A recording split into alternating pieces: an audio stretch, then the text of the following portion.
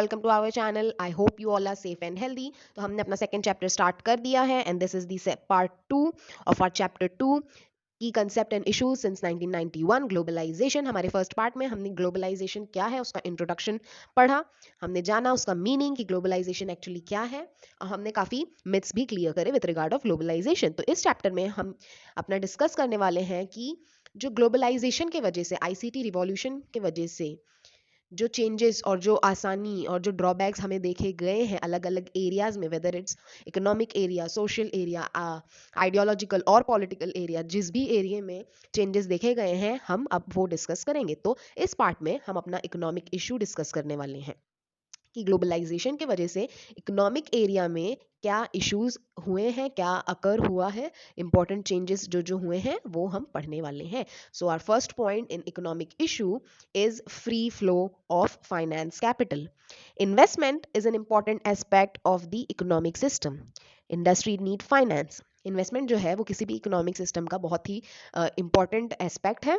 जो इंडस्ट्रीज हैं, जो कंपनीज हैं, जिनके वजह से एक्चुअली में किसी भी कंट्री में एम्प्लॉयमेंट जनरेट होता है, लोगों को एम्प्लॉयमेंट ऐसी बड़ी बड़ी कंपनीज ही देती हैं, और इनके वजह से जो हमारी कंट्री है, जो हमारा स्टेट है, वहाँ की इकोनॉमी भी बूस्ट होती है।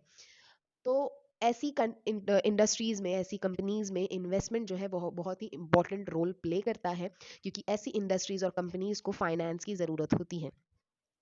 कोई भी कंपनी है और उसका पोर्टफोलियो होता है, उसका प्लान होता है, उसकी पूरी प्रोफाइल होती है। जब वो बड़े बड़े एंटरप्रेन्योर्स या फॉरेनर जो कंट्रीज हैं, कंपनीज है, वो उसकी प्रोफाइल देखते हैं, लोग प्रपोज करते हैं कि समझो ये मेरी कंपनी है, मैंने प्रपोजल किया फॉरेन कंट्रीज में कि ये मेरी कंपनी है, ये मेरा पोर्टफोलियो है, ये मेरे आने वाले 5 या 2-3 साल के प्लान्स हैं। तो अगर वो कंपनीज को ये मेरे पोर्टफोलियो, मेरा प्रोफाइल अगर उन्हें प्रॉफिटेबल लगता है तो वो इन्वेस्टमेंट करते हैं, वो स्टेक्स खरीदते हैं, वो शेयर्स खरीदते हैं, और जब उनका इन्वेस्टमेंट होता है तो कंपनी के पास फाइनेंस जनरेट होता है, और with the help of that finance वो अपनी कंपनी को और आगे लेके जाते हैं। सो ये है इन्वेस्टमेंट का रोल। जब कोई भी इन्वेस्टमेंट एक कंपनी में होती है तो उसकी वजह यही है, और जब वो कंपनी प्रॉफिट करती है तो जो इन्वेस्टर्स हैं, जितने उनके शेयर्स हैं या स्टेक हैं, उसके हिसाब से वो भी प्रॉफिट जनरेट करते हैं कंपनी के साथ साथ। So investment are done by both government and private sector. Government भी इन्वेस्टमेंट करती है, गवर्नमेंट कंपनीज भी इन्वेस्ट करती हैं, और प्राइवेट सेक्टर के एंटरप्रेन्योर्स और प्राइवेट सेक्टर की कंपनीज भी। Today, you may have read about the Indian companies are investing in foreign countries. Private companies like Tata, Reliance, etc. have not invested not only in India but in various industries in America, Europe, Africa, and other places. Even government companies like ONGC, Oil and Natural Gas Corporation, have made investment abroad. Similarly, a lot of foreign companies are investing in India. Students, Tata और रिलायंस जैसी बड़ी बड़ी companies India में तो invest करती ही हैं, लेकिन वो फॉरेन कंट्रीज में भी अपना इन्वेस्टमेंट करती हैं, और जो फॉरेन कंट्रीज हैं वो भी हमारे कंपनीज में, इंडियन कंपनीज में इन्वेस्टमेंट करते हैं। जैसे कि रिलायंस, रिलायंस में जो रिलायंस ऑयल एंड गैस वाली कंपनी है, उसमें सऊदी अरामको ने, जो एक बहुत ही लीडिंग प्रोड्यूसर है of oil and natural gases, उसने इन्वेस्टमेंट किया है। अराउंड 20% ऑफ द स्टेक उन्होंने रिलायंस कंपनी का खरीदा है, एंड विद दैट रिलायंस जो है वो आज के दिन में मतलब लीडिंग कंपनी है, लीडिंग कंपनी में से एक है कि जिसके पास इतना बड़ा फॉरेन इन्वेस्टमेंट है। अराउंड $75 बिलियन का फॉरेन इन्वेस्टमेंट सिर्फ यही एक कंपनी से है उनके पास। ये सऊदी की कंपनी है ऑयल एंड गैसेस की, जिसने RIL में इन्वेस्ट किया है और 20% स्टेक लिए हैं, and with that investment $75 billion का फ्लो आ रहा है उनके पास। तो ये बिगेस्ट फॉरेन इन्वेस्टमेंट है इंडिया में आज की। ONGC जैसी कंपनीज, जो कि गवर्नमेंट कंपनी है, जिसको लीड कर रही है गवर्नमेंट ऑफ इंडिया, ऐसी कंपनीज भी फॉरेन कंट्रीज में अपने प्रोजेक्ट्स को चलाती हैं, वहां पे इन्वेस्टमेंट करती हैं। 15 कंट्रीज में ONGC ने इन्वेस्ट किया। ONGC की एक ब्रांच है OVL, ऑयल एंड गैस विदेश लिमिटेड। VL का फुल फॉर्म है विदेश लिमिटेड, और इस ब्रांच से, इस कंपनी से जो है अलग अलग कंट्रीज में स्टेक खरीदे गए हैं। अजरबैजान में 2 प्रोजेक्ट्स हैं ONGC के। ऐसे कर करके 15 कंट्रीज में टोटल ONGC के प्रोजेक्ट्स चल रहे हैं with branch of OVL। Azerbaijan में 2 प्रोजेक्ट हैं, बांग्लादेश में 2 प्रोजेक्ट हैं, ब्राजील में, कोलंबिया में, ईरान में, इराक में, लिबिया, म्यांमार, रशिया और भी कंट्रीज हैं। टोटल 15 कंट्रीज हैं जहां ओएनजीसी के प्रोजेक्ट्स हैं। इससे हमें पता चलता है कि फॉरेन इन्वेस्टमेंट हम भी करते हैं और फॉरेन की कंट्रीज हमारे कंट्री में भी इन्वेस्टमेंट करती हैं। तो हमने इन्वेस्टमेंट इन्वेस्टमेंट तो बहुत पढ़ा स्टूडेंट की इन्वेस्टमेंट करते हैं, फॉरेन इन्वेस्टमेंट करते हैं। आगे यहाँ पे लिखा है, आगे हम जाते हैं तो यहाँ पे इंफ्रास्ट्रक्चरल सेक्टर में इन्वेस्टमेंट आता है, कंज्यूमर सेक्टर में इन्वेस्टमेंट आता है ना। तो आइए पहले जानते हैं कि इन्वेस्टमेंट कितने टाइप्स के होते हैं। स्टूडेंट्स, 3 टाइप्स के इन्वेस्टमेंट होते हैं। First is foreign direct investment which is known as FDI, जो डायरेक्टली इन्वेस्टमेंट होता है। अगर हम इंडिया की बात करें, अगर हम अपनी कंट्री की बात करें, जो टोटल एफडीआई है, जो टोटल एफडीआई का फ्लो है, डायरेक्ट इन्वेस्टमेंट का इनफ्लो है हमारी कंट्री में पिछले 21 साल से, वो है, यानी 21 साल की अगर हम बात करें अप्रैल 2000 से मार्च 2021 तक का अगर हम बात करें इनफ्लो अपना देखें कि फॉरेन से कितनी डायरेक्ट इन्वेस्टमेंट हमारे कंट्री में हुई है, तो वो है स्टूडेंट 763.5 बिलियन डॉलर्स। ये हमारी डायरेक्ट इन्वेस्टमेंट है सिंस लास्ट 21 ईयर्स। हमारी मेन जो इन्वेस्टमेंट है स्टूडेंट वो 2013 से वो ज़्यादा एक्सेलरेट हुई है। जो 50% ऑफ द हमारी डायरेक्ट इन्वेस्टमेंट है वो 2013 से एक्सेलरेट हुई है। वर्ल्ड इन्वेस्टमेंट रिपोर्ट के द्वारा 2020 में यूएन कॉन्फ्रेंस हुआ था ऑन ट्रेड एंड डेवलपमेंट, उसमें कहा कि जो इंडिया है वो नाइन्थ लार्जेस्ट रिसिपेंट है ऑफ एफडीआई इन 2019 में UN conference on trade and development में इंडिया को 9th पोजीशन मिली और largest recipient of foreign direct investment with 51 billion dollar of inflow during the year. मतलब हर साल 51 बिलियन डॉलर का इनफ्लो हमारे country में रहता है of what, of foreign direct investment. So this is the first type of investment which we have learned today. Investment is FPI. It is foreign portfolio invest. Foreign entities और जो non resident है Indian securities के, वो shares खरीदते हैं, government bonds, corporate bonds, foreign portfolio investment.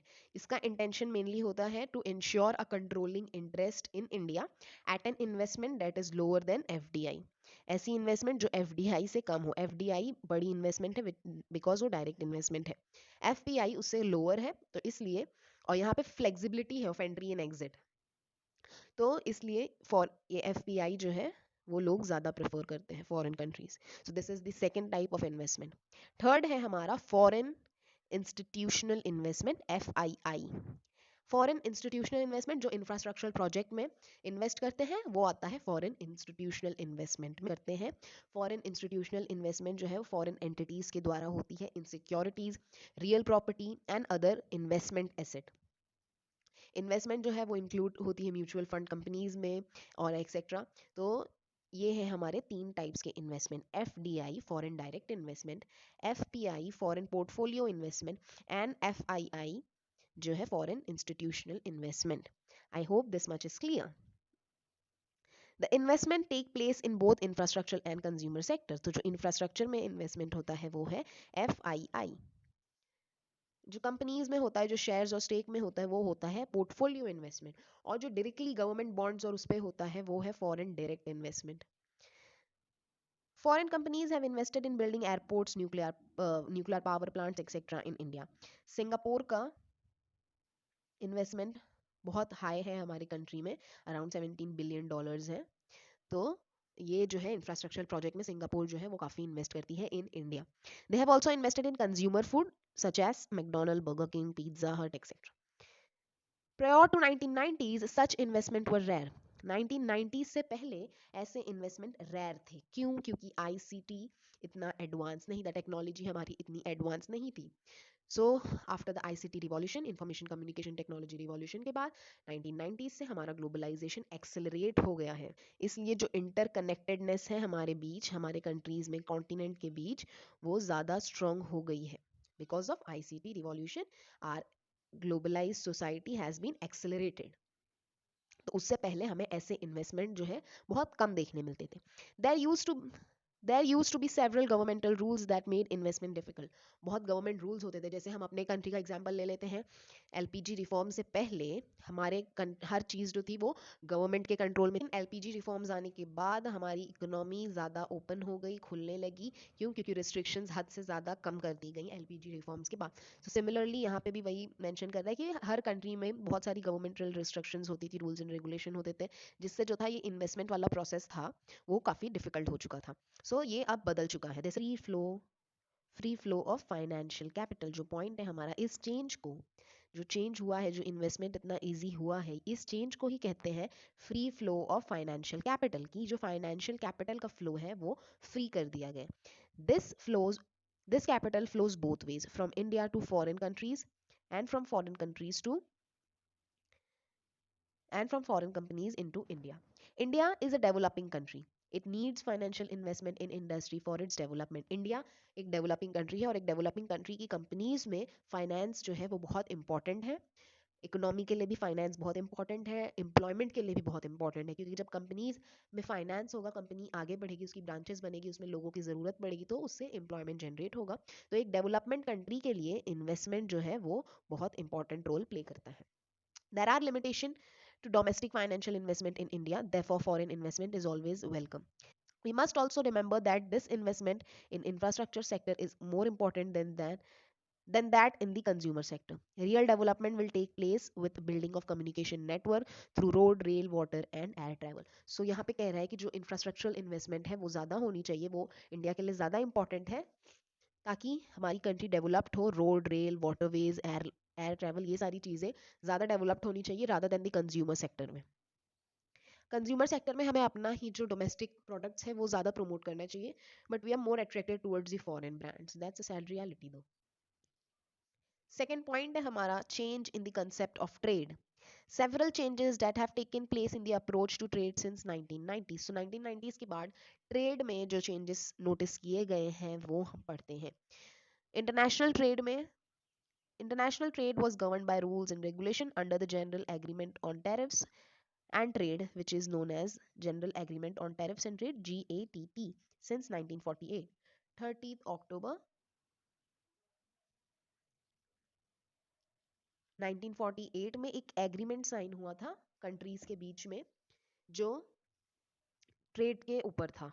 The general agreement on tariffs and trade is a legal agreement between many countries whose overall purpose was to promote international trade by reducing or eliminating trade barriers such as tariffs and quotas. So जो बहुत सारी countries थी, बाहर की foreign countries थी, वो मिलकर उन्होंने एक एग्रीमेंट साइन किया और उनका मकसद यही था एग्रीमेंट का कि जो हमारे बीच में जो एग्रीमेंट साइन हुआ है, अब हमारे बीच में जो ट्रेड होगा उसमें जो है टैरिफ्स और कोटास जो है, जो फीस रहेगी आने जाने की, वो कम लगेगी ताकि हमारा बेनिफिट ज़्यादा हो और नुकसान कम. तो ये एग्रीमेंट जो था वो रिप्लेस हो गया. आइए पढ़ते हैं. In 1995 GATT was replaced by World Trade Organization. देखो, ट्रेड के ऊपर कभी कोई ऑर्गेनाइजेशन नहीं था. ये एक पहला एग्रीमेंट था जो ट्रेड के ऊपर बना था, लेकिन कभी कोई ऑर्गेनाइजेशन नहीं था स्पेसिफिक उसके लिए. But in 1995 World Trade Organization जो है वो स्टैब्लिश हुआ. वर्ल्ड ट्रेड ऑर्गेनाइजेशन एक लौता ग्लोबल इंटरनेशनल ऑर्गेनाइजेशन है जो ट्रेड से रिलेटेड रूल्स और रेगुलेशन को डील करता है among the Nations. So WTO जो है वो बहुत ही इंपॉर्टेंट रोल प्ले करता है when it comes to international trade. ये नेशंस को उसके रूल्स एंड रेगुलेशंस बताता है, और जो नेशन उस रूल्स को सही से फॉलो नहीं करता है तो वो उस पर फाइन भी लगती है. सो ये हर चीज़ with regard of trade, international trade, हर चीज़ WTO देखता है. पहले ऐसा कोई ऑर्गेनाइजेशन नहीं था. पहले कंट्रीज ने मिलकर एक एग्रीमेंट बस अपने बीच में साइन किया था कि हाँ, हम इतनी कंट्रीज हैं, हमारे बीच में ऐसा कुछ नहीं होगा, बस ऐसा था पहले. World Trade Organization is an international body whose purpose is to promote free trade by persuading countries to abolish import tariffs and other barriers. तो restriction को कम करना, रुकावटों को कम करना, ये काम है WTO का. It promotes free trade agreements, settle trade disputes between governments and organize negotiation.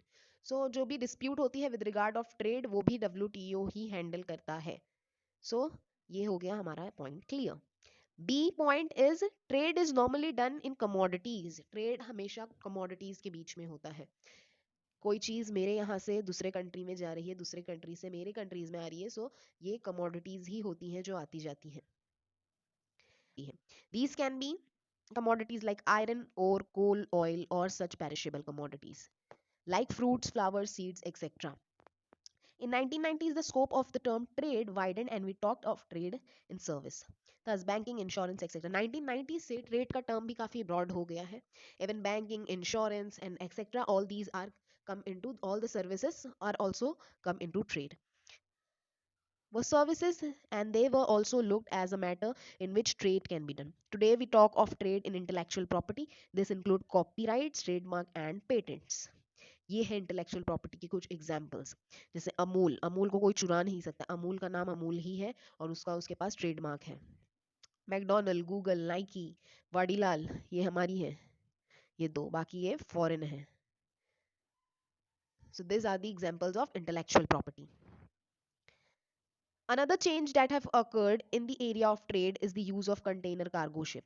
अलग दूसरा चेंज जो 1990s के बाद वर्ल्ड में देखा गया ग्लोबलाइजेशन के वजह से, वो ये था कि जो ट्रेड है अब वो कंटेनर कार्गो शिप्स के द्वारा होता है. कंटेनर शिप्स वो easily huge amount of goods जो है, जैसे बड़े बड़े आयरन कोर ऐसे कमोडिटीज जो प्रोडक्ट्स हैं वो इजीली कैरी कर सकता है.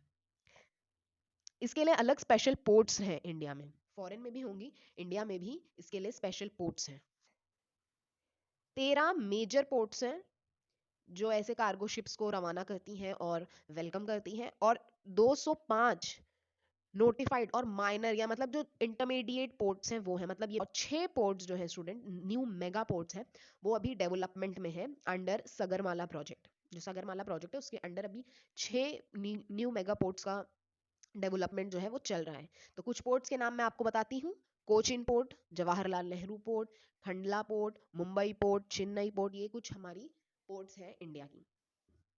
तो कार्गो शिप्स के द्वारा अब ये चीज होती है और इसके लिए स्पेशल हमें पोर्ट का डेवलपमेंट करना पड़ता है.